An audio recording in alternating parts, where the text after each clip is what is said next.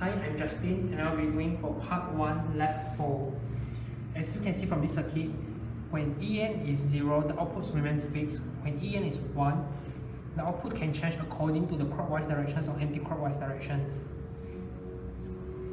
Okay, from this circuit or the stepping sequence, we can construct the truth table.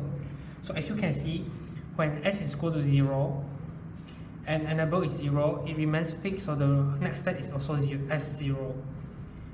If it is now at S0 and the enable is 1, it will turn according to the clockwise directions or anti-clockwise direction. So since CW is equal to 0, it will turn anti-clockwise, which is to this direction, it becomes S3. And for this, when enable is 1 and the CW is 1, it is clockwise, so it turns into S1. Now I will show another example. For S2, it is here. When the enable input is 0, it remains the same, S2. When the S2 is, for the S2 step, when the enable input is 1, it will change according to the clockwise directions or anti-clockwise directions. Since CW is 0, it turns anti-clockwise, so it is S1. If it is 1, it turns to S3. Okay, so from this truth table, then we can construct the step diagram.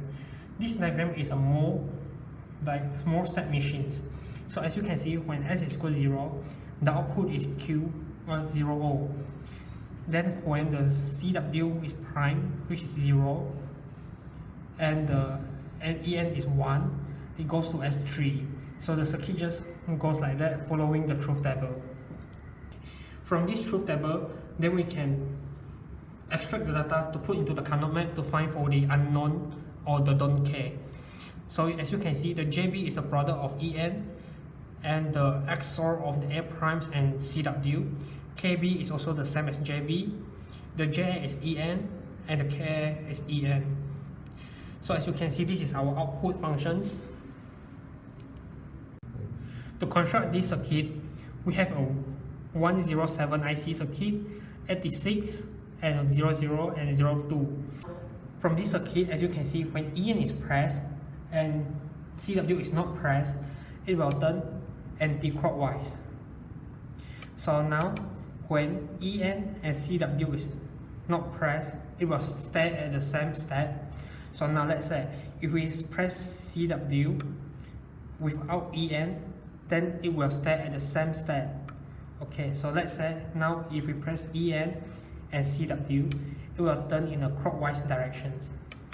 So as you can see, during the SO step, only the O0 is 1. So the others is equals to 0. And during the S1 step, only O2 is 1 and the others is 0.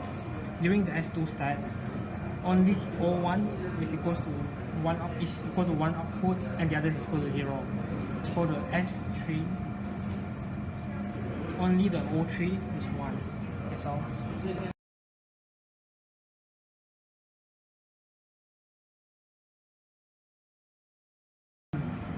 Hi, I'm Phil, and today I'll be talking about part 2 of lab 4 EEE. From our circuit here, first we must tie the first input of the second gate to ground. And then, once we've done that, we will obtain the circuit as shown here and here. Now, if we tie this circuit to ground, we will repeat the sequence of 0, 0, 0, as you can see here, where this is the clock and this is our current 0 step.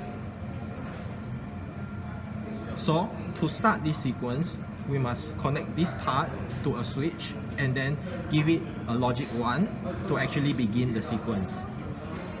As you can see here, this is my logic 1, and once I press it, we start getting a signal, which is this, go back, which is going to be this sequence.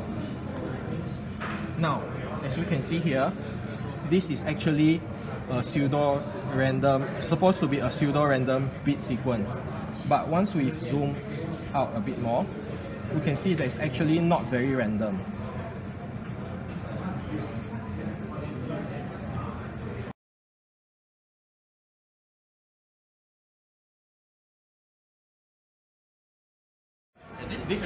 the second part of part 2. So, to get our 7-bit LFSR from this original circuit, we have to move 2 wires only. The wires in question are originally pin 4 to pin 6 and pin 5 to pin 12 on our shift register. As you can see here in the schematic. This was the original circuit, which was 4 and 5, and now it's moved to 6 and 12.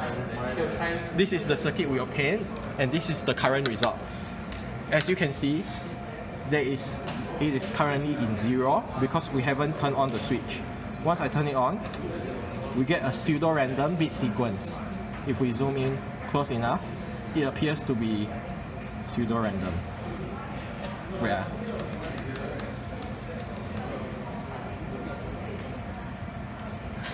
It appears to be pseudo-random. But once we zoom out, it is quite clear that there will be a pattern.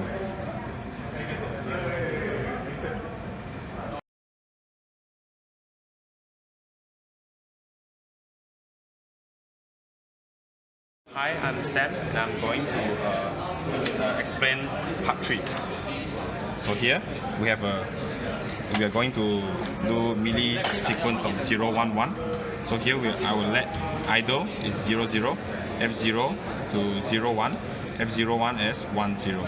So for melee state machine, we will have the output depends on the input.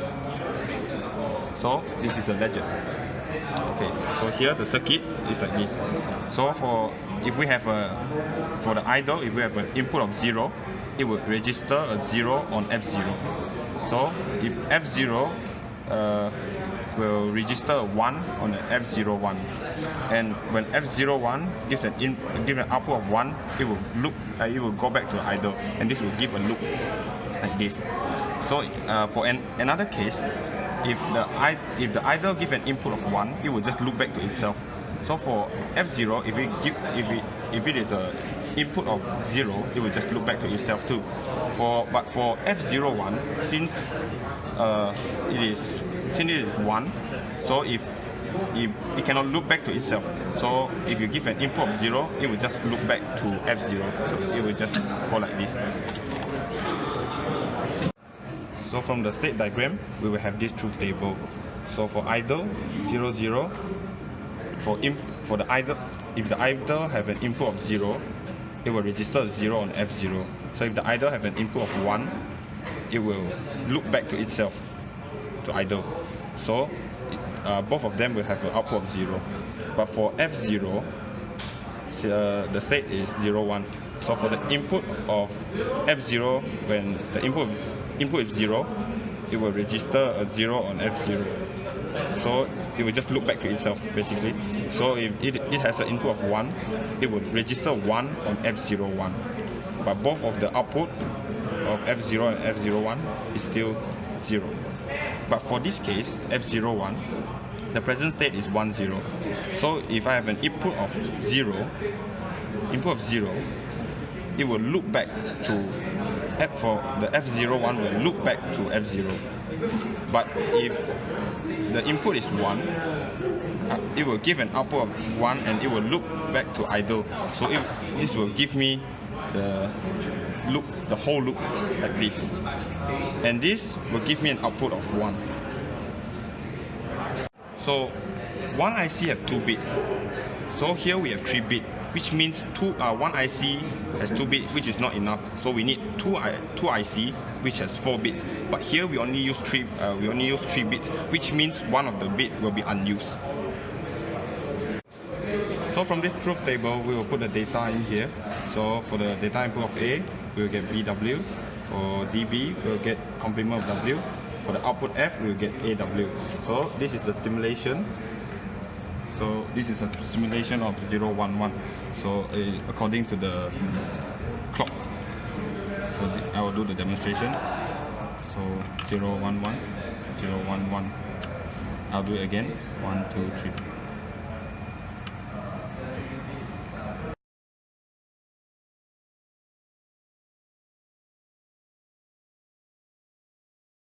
So I'll be doing part 3, and this part 3 we will be using part 2 circuit. So here we have this circuit, and the circuit consists of 4 ICs. So these 4 ICs, we will have one NOR gate, one D flip-flop to make up a melee state machine, and one XOR gate and one shift register to make up a LFSR. So this circuit is used to detect a sequence of 0, 1, 1. So we 3-bit LFSR to detect sequence 0, 1, 1. So this is the demonstration. So when it's like this, so when it clocks 7 times, and during the 8th time, the LED will light up 1 time, which is 0, 1, 1.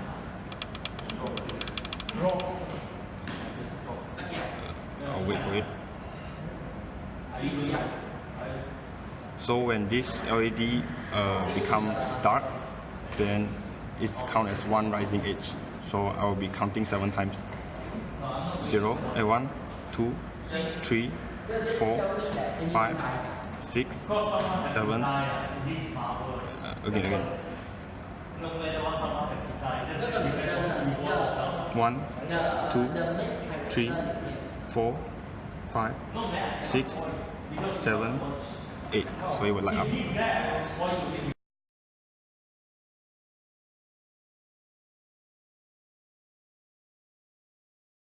So this is a 7-bit LFSR. So I'll be doing a demonstration on this. So here we are connecting it to an oscilloscope. So to get a sequence of 0, 1, 1. So here we have 0. When this is a rising edge, it detects 0. And the second rising edge, it detects 1. The third rising edge, it detects 1. So this is a sequence of 0, 1, 1. So we will have an output of 1. So when the output is 1, the LED will light up.